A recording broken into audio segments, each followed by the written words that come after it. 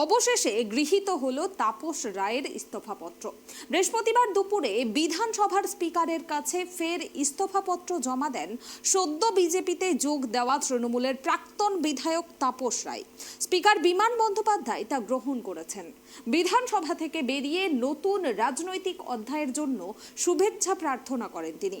সেই সঙ্গে বিমান বন্দ্যোপাধ্যায়ের সঙ্গে তার দীর্ঘদিনের সম্পর্কের কথাও উল্লেখ করেন। জানান এদিন একসঙ্গে চা খেয়েছেন তারা। কি বলেছেন এ বিষয়ে তাপস রায় ও স্পিকার বিমান বন্দ্যোপাধ্যায় শুনুন।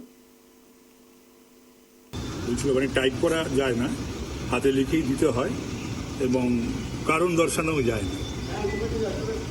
স্পিকার সঙ্গে কি কথা হলো? শেষ কথা বললেন, কি কথা হলো আজকে? এতদিনের একটা সম্পর্ক, তো দীর্ঘদিনের একটা সম্পর্ক।